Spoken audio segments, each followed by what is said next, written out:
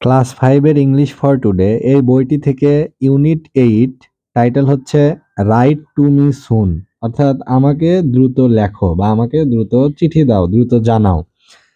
এই লেসনটা হচ্ছে লেসন 5-6, এই লেসনের পড়া। এটা এফ নাম্বারে বলা হচ্ছে লুক অ্যান্ড রিড, অর্থাৎ এই ছবিগুলো, এখানে 4টি ছবি আছে, এই ছবিগুলো দেখো আর নিচে এই ছবিগুলো দ্বারা কি বোঝানো হয়েছে সেগুলো পড়ো।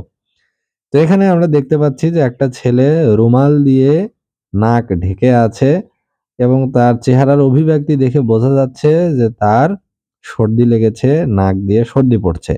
তাহলে এরকম অবস্থাকে আমরা ইংরেজিতে বলবো রানি নোজ।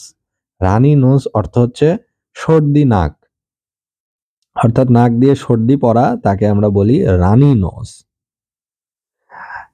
এখানে একটা মেয়ের ছবি দেখা যাচ্ছে, মেয়ের দুই পাশে হাত দিয়ে মাথা চেপে ধরে আছে এবং এখানে যে তার যে একটা সিমটম, তার চোখ বন্ধ হয়ে আছে এবং ভাবটা দেখে মনে হচ্ছে, অভিব্যক্তি দেখে বোঝা যাচ্ছে তার মাথায় যন্ত্রণা হচ্ছে, কষ্ট হচ্ছে। তাহলে এর হয়েছে মাথা ব্যথা এই মেয়ের। তাহলে মাথা ব্যথার ইংরেজি কি? এখানে আছে হেডেক। হেডেক, ACHC, এই এক অর্থ হলো ব্যথা আর হেড অর্থ মাথা, তাহলে হেডেক অর্থ হচ্ছে মাথা ব্যথা।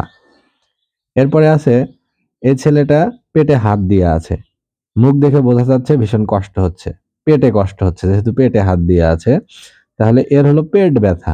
তাহলে পেট ব্যথার ইংরেজি কি? স্টমাক এক। স্টমাক শব্দের অর্থ হলো পাকস্থলী, অর্থাৎ আমরা খাবার খেলে এই পাকস্থলীতেই খাবার যায়, সেখানেই সব খাবার থাকে, ওখানেই হজম হয়।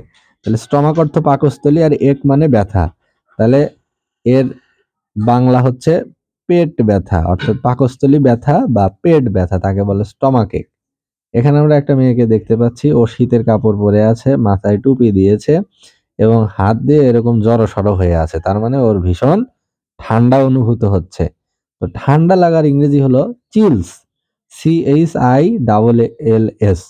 চিলস অর্থ হলো ঠান্ডা লাগা।